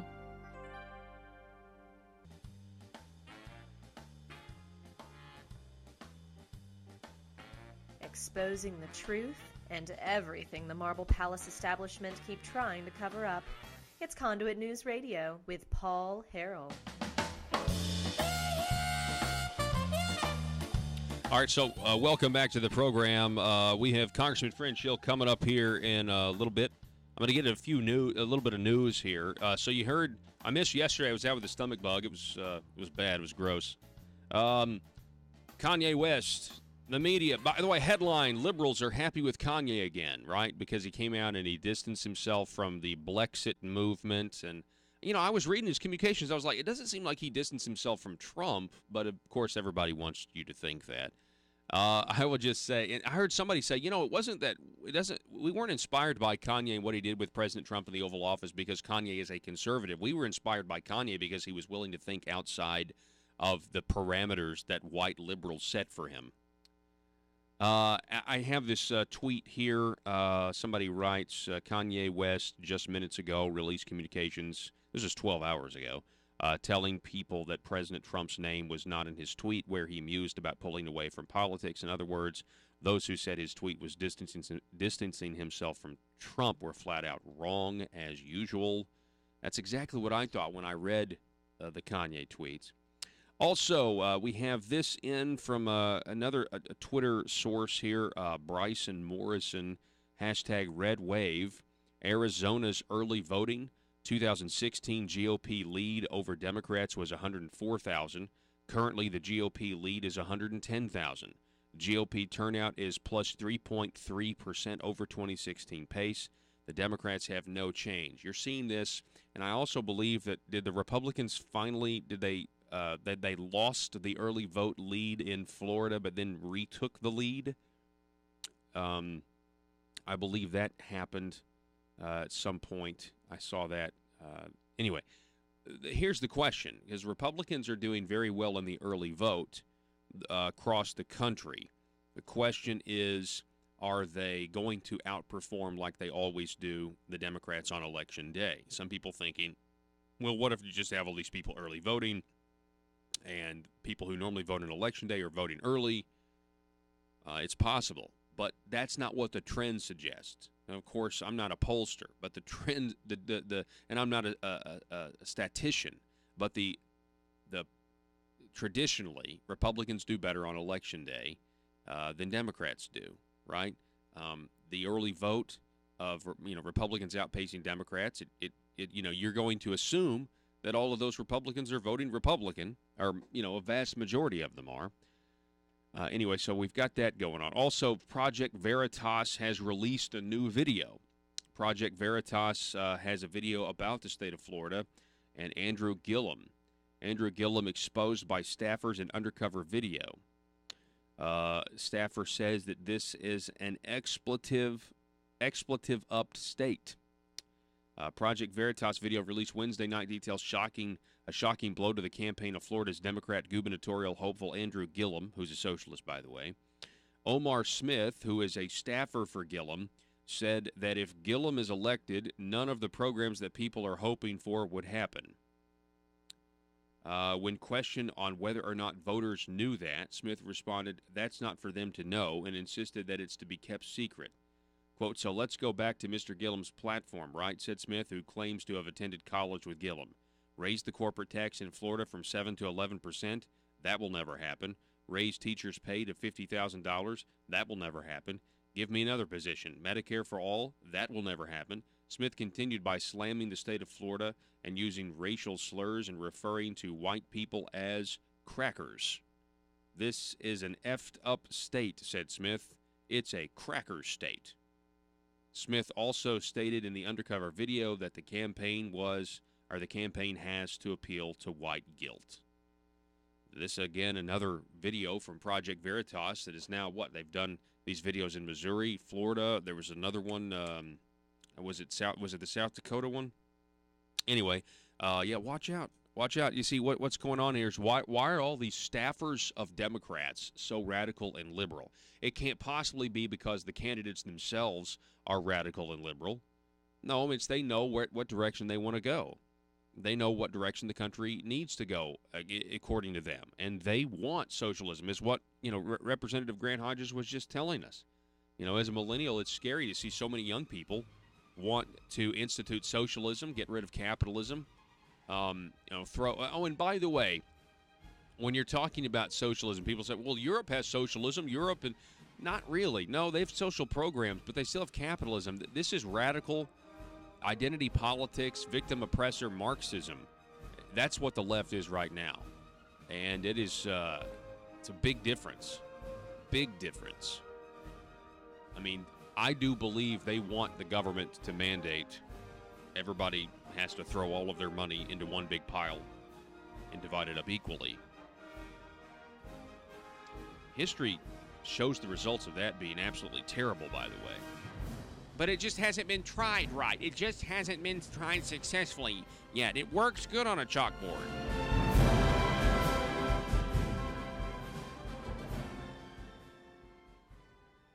And as a totalitarian for securing the border, because he's at the point now, unless these people are stopped, he's not going to back down. I mean, he's shown that multiple times. I saw somebody, even suggest that, hey, maybe you shut down, not only use the military to secure the border, but you also just shut down the legal crossing. Just absolutely shut it down, say nobody in, nobody out for a period of time, which we did do in 1985 after one of our federal agents was killed at the border. Right, exactly. We have to do this. I'm from Texas originally. We're here in Washington, D.C. now. It's very important that we, are here looking over the shoulder of these politicians, and I can tell you that the people will save this country because we're going to band together and do what's right, Democrats, Republicans, Independents, and that's why the walk-away movement has picked up and taken hold here across the country. Because they're seeing that this is not about politics or parties. This is about the survival of America. And if you take a look at what's going on in the streets, Paul, with the Antifa and how they can attack, there's a video out there went viral where a young man verbally attacked the widow of a fallen police officer during the 9/11 terrorist attacks. This is unacceptable behavior. And if you're wearing a MAGA hat supporting President Trump, then you can be, assaulted. This is just outrageous, this type of behavior. And know that these people do get paid. And we've known this for several years. The Remembrance Project started in 2009. And, our eyes were just, eyes wide open when you pull that curtain back and you're seeing more and more on what's really taking place. How can you stop? Because no one else is doing this, and no one else sees some of the things that we do. Hearing some of the families, a mother who was denied to give her victim impact statement when her only son was murdered. And these are activist judges that President Trump actually created the Office of Voice last year, Victims of Immigration Crime Engagement, as a promise to the Remembrance Project, and one of the key elements was to help navigate through the court system, which is why we wanted to, which is the reason we wanted that was to expose these activist judges. And you can see that Obama pushed through this so-called executive order of DACA, and now why can't President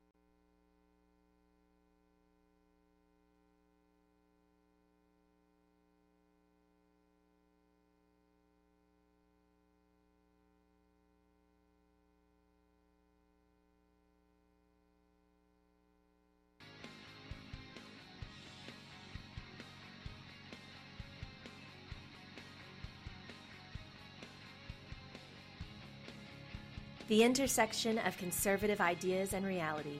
Conduit News Radio with Paul Harrell.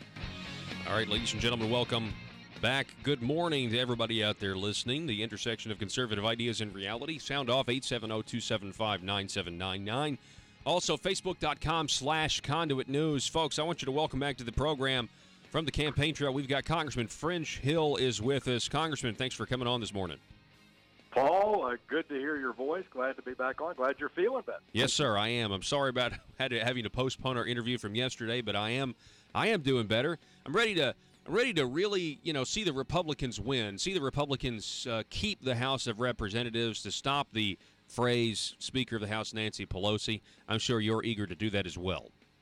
Well, it wouldn't be a good thing for our country. It would unleash a lot of chaos. It would block every conservative mission that we've been trying to do, from regulatory reform to tax reform to conservative judicial work to reining in the administrative state to trying to rein in our domestic budget. All that would be thrown a terrible curveball, not only by having somebody like Nancy Pelosi as the speaker, but let me tell you something. I work in the financial services arena on Capitol Hill, And the committee chairman would be Maxine Waters, and I can't think of a more anti-capitalist activity than that. Me neither. Yeah, that's terrifying. Congressman, let's talk a little bit first about border security. What are your thoughts about this caravan? What are your thoughts about troops to the border? Well, troops to the border, as we have with our National Guards down there, they're doing reconnaissance work. They can be in a helicopter. They can do intel gathering. They do a lot of logistic support in terms of supplies, repairs. If we did have, as the president suggested, have to set up a tent camp for people attempting to seek asylum in the U.S., they could administer and help Department of Homeland Security do that. But the military people, both National Guard and Reserve and active duty, are not armed. They're not performing a law enforcement operation. So it's really in a support role. I think the president's trying to get out ahead of this curve. He's also trying to deter people from coming to the border in this way. If you want to seek asylum in the United States and have a legitimate asylum request, you ought to go to our embassy in your country and fill out the paperwork and propose asylum that way, or present yourself legally at a border crossing. But this sort of work is not constructive to any of those people in a timely way having their case heard effectively. You kind of have they've not only forced President Trump's hand, but the country's hand as a whole. I mean, you can't have people set out, 2,000 miles away, say, we're coming and you're going to let us in. I mean, what is any sovereign country, any country, supposed to do?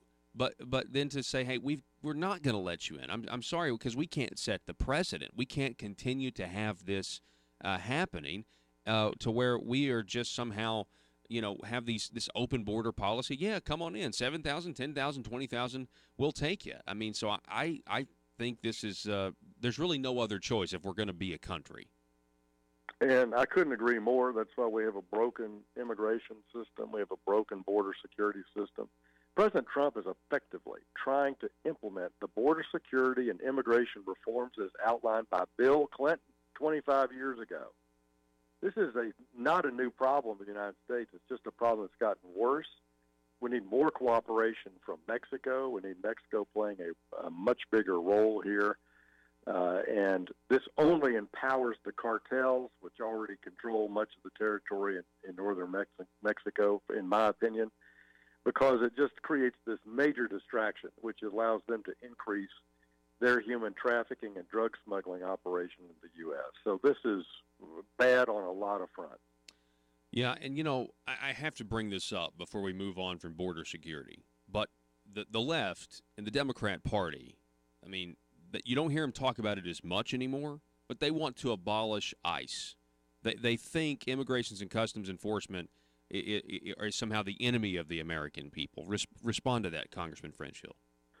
Well, I've been endorsed by law enforcement here, the Fraternal Order of Police. I believe in law enforcement. Back in June, Democrats would not support a resolution in the House simply to support the Immigration and Customs Enforcement function. It was just a simple thank you resolution and supporting their efforts. We've had a border enforcement arm in this country since the 1890s. This is a standard function of our border security and our internal enforcement of illegal aliens. And we can't get the Democrats on board with it. My own opponent was at an Abolish ICE rally and said, when asked by somebody, what is it? He says, I don't know what ICE is. I mean, it's ridiculous. We need to stand up for the rule of law in this country, and we need to enforce all our laws. And that's why my opponent also has said he thinks sanctuary cities are a good thing. This is eroding the rule of law, and that is something I think America is, over 240 years, the best known for, our legal judiciary system and our rule of law here. So I'm shocked by the transition to the Democratic Party from strong borders, legal immigration improvements of the 1990s, led by Clinton as president, to now an open border, no law enforcement.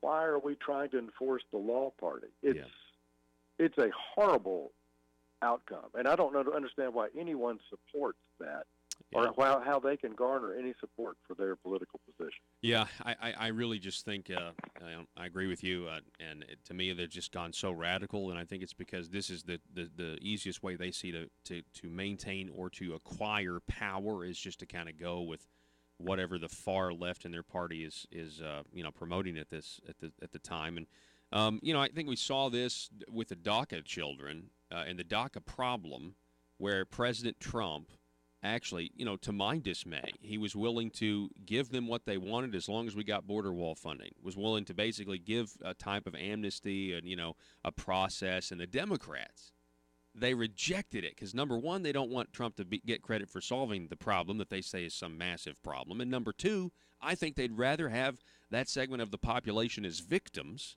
so that they can, exploit those victims for political power. And I think the Democrat Party made a conscious decision to reject Trump's offer. 100% conscious. I mean, this was led by Chuck Schumer. He shut the government down over it. As you say, Trump proposed a compromise on Dreamer kids for a comprehensive set of changes. Number one, move to a merit-based immigration system instead of only broad family unification. Two, get rid of the diversity lottery system from the very early 1990s, and build this Southwest border protection system of technology, barriers, and personnel that President Clinton outlined as an important national need. So, yes, he did compromise. And guess what? The Democrats walked away from it. Schumer made fun of it. He shut the government down over it.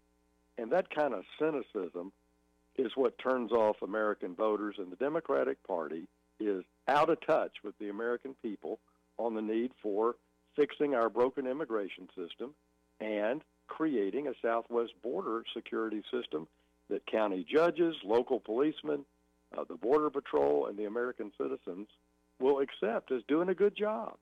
We're talking with Congressman French Hill. Want to shift the conversation to the tragedy in Pittsburgh, the synagogue, 11 people dead.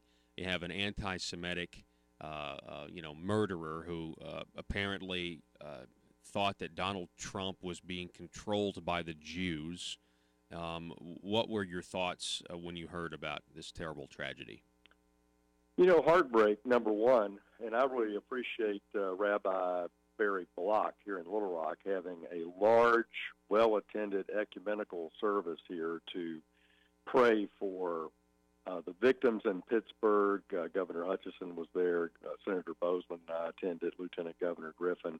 It was a heartwarming event because there's no place in anti-Semitism. My father-in-law was a U.S. Army captain in April 1945. He was the U.S. Army officer that walked into Buchenwald concentration camp in Germany to free that camp.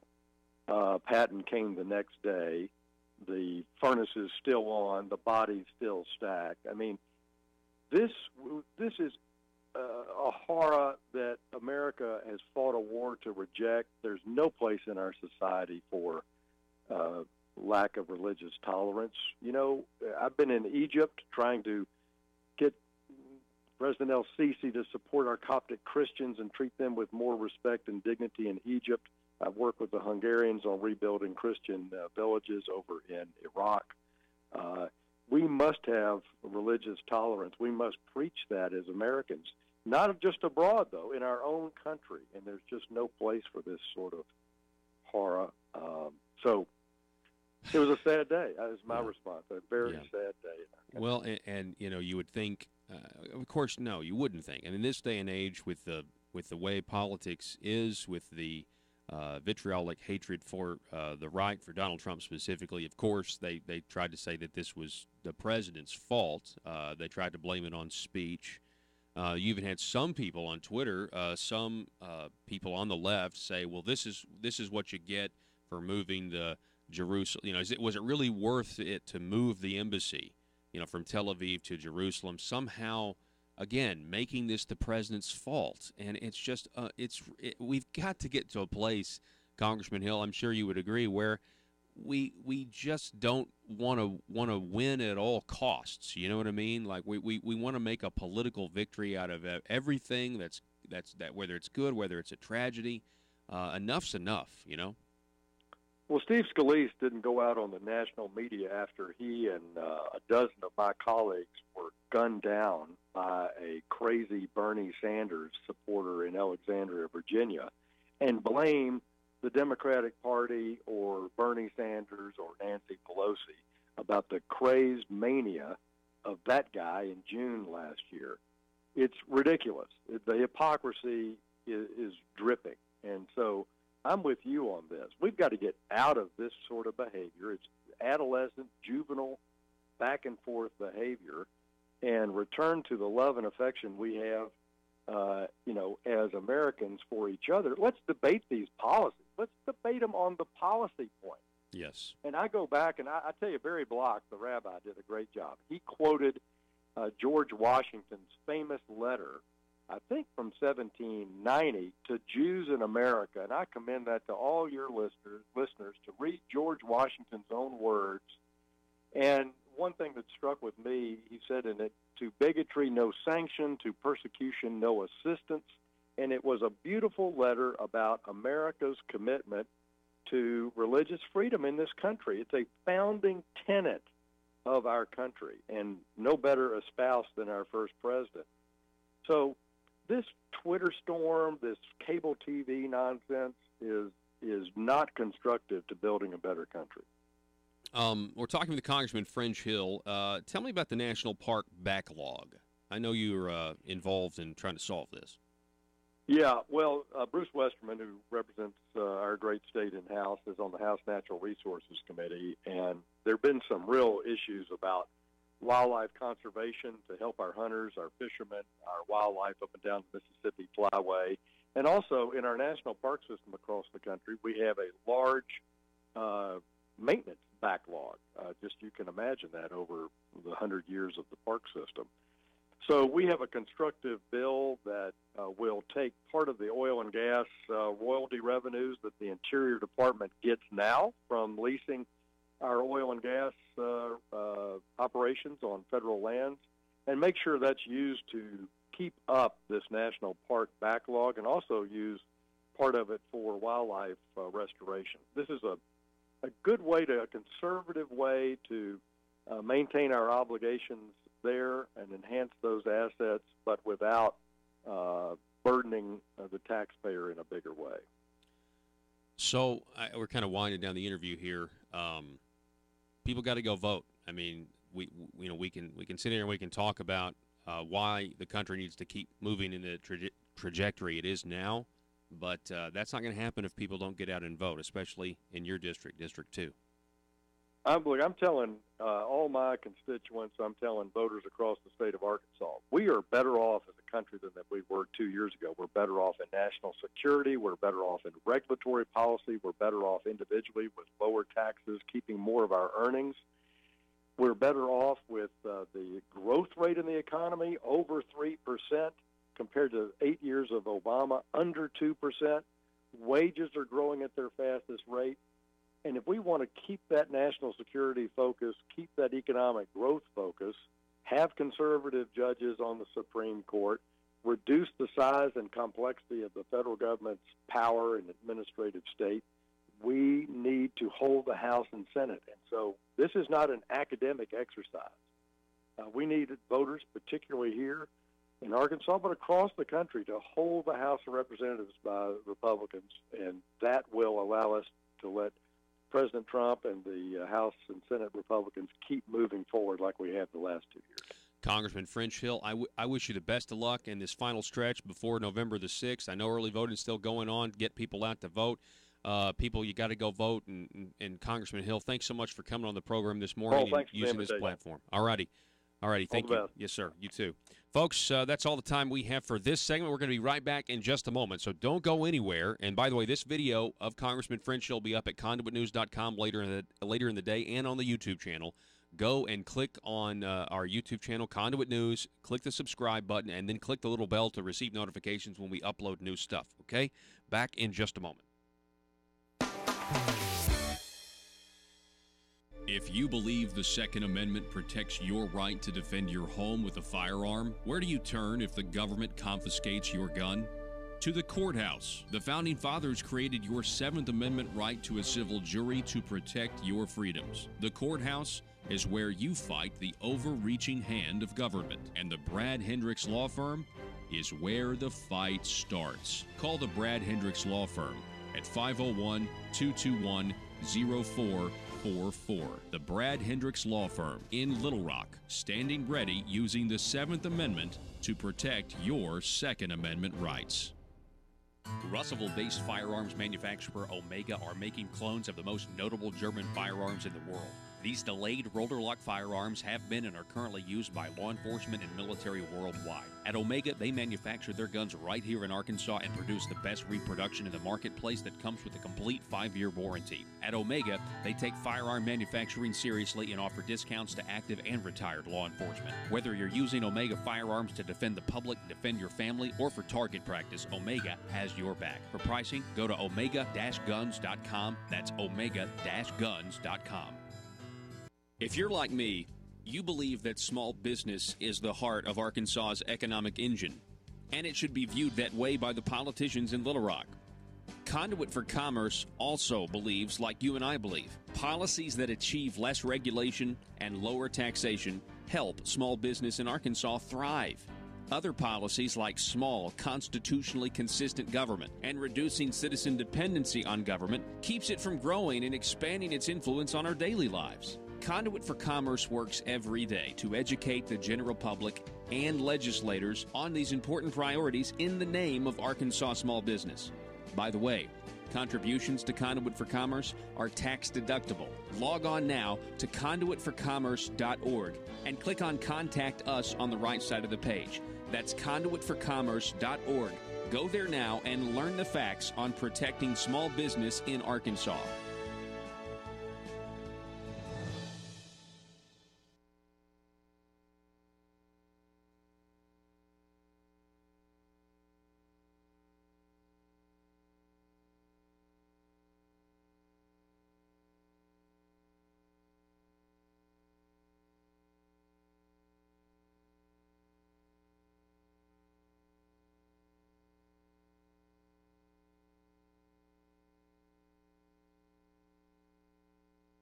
Trump removed that. He should be able to rescind it, but guess what? It's stuck there, stalled in the Ninth Circuit Court. Yeah.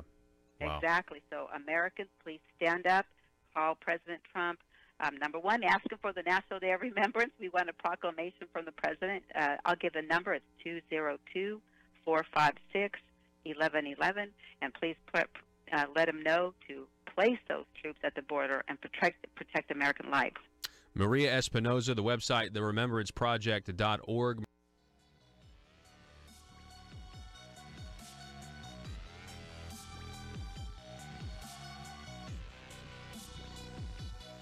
Need your daily news fix?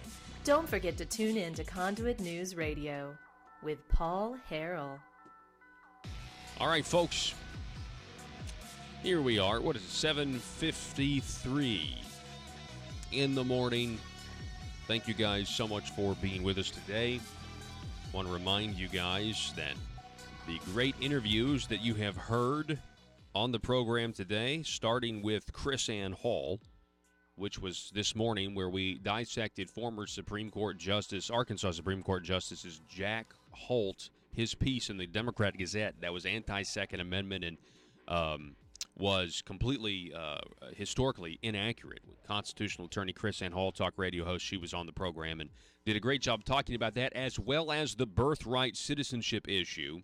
That video will be up at conduitnews.com. Then Grant Hodges did a great job as a millennial talking about his race, and then we just had Congressman French Hill on. All of that will be up at conduitnews.com. The full broadcast is up there. The podcasts, iTunes, SoundCloud, you can subscribe to Conduit News Radio there. Let me give you a few news, a little bit more news here. The reason I keep focusing on the early voter data in Florida is because now this may not apply to the midterms, but I have a feeling that it does. A lot of people think, Florida and Ohio are the bellwether in terms of Republican success. So if Republicans do well in Florida, some people think you can assume they're going to do well in California. And I know California's a blue state, but you get my point. In these individual Republican races, in the districts themselves right now, they're Republican because they're being challenged. They're incumbents. Well, the Florida absentee/early vote. So when you count up Florida's absentee votes and you count up the early vote, right now the Republicans have 1,555,374 voters that have cast their ballots so far. We can assume that the actual number of Republican votes would be around that as well, meaning votes for the Republican. The Democrats, again, early and absentee votes so far, 1,491,837. Then you have, independents, 677,040. So that breaks down to basically 41.7% Republican vote in Florida, early absentee, 40% Democrat, 18% independents. Now, what does that mean? Well, it means that the Republican lead is now up 600 votes, okay? Democrats picked up 3,000 early votes yesterday. The Democrat lead on Election Day 2016 was 96,000. I want you to understand that. That is huge. In Florida, the Election Day, Democrats led early and absentee votes by 96,450. Now, assuming that Republicans are going to perform about the same on Election Day as they did in 2016, that would mean right now Republicans' net advantage over the Democrats so far, and in outperforming what they did in early and absentee voting in 2016, is 159,987. Now, you can say a lot about those numbers, but I think if you were to, had a multiple choice, what do you think the numbers are leading to? If one of those options was a blue wave, I'm pretty sure no one would decide to pick the blue wave. I don't think anybody would say, oh, it's going to be a blue wave, because that's just not the case based on the numbers so far. Now, is it possible that Republicans are basically not going to show up Election Day because they've all early voted? Yeah, that's possible. But that's not normally what happens. Of course, normally the Democrats far outpace the Republicans in early votes. So, you could say one way or the other. The question is, do we have new voters?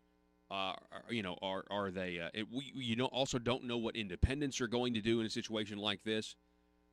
You also have to wonder how many people decided to make up their minds and vote for Republicans straight down the ticket when the Kavanaugh situation happened. How many did? I had a text message from a Democrat out of state, and he was contacted. This guy was contacted by, via text message by the Democrat Party. Was reminding him to early vote, and it's pretty fascinating today. The Democrat Party is basically saying, "Hey, we want to make sure you get out and vote for Beto O'Rourke or Robert Francis." And this particular Democrat said, "Voted today, would love to vote Democrat again, but after the Kavanaugh confirmation travesty, I was straight party GOP. Sorry." I mean, can you imagine if you're a Democrat staffer and you're in charge of the text messaging campaign and you get that response back? Like from a Democrat, from someone who's a registered Democrat, you're trying to get that Democrat. And I've got the text message right now that's actually happened. It was a friend of mine who is apparently no longer a Democrat after the Kavanaugh situation and after how they see, how they've seen how unfairly President Donald Trump is treated and how, things are actually going pretty good. It's a pretty good trajectory here in the country. That's all the time we have for today. We'll see you here tomorrow for Johnny Cash Friday. Folks, tell your friends to go out and vote today. Call your friends in all your relatives who live out of state, tell them to go and vote. We'll see you tomorrow for Johnny Cash Friday. Arkansas, be safe.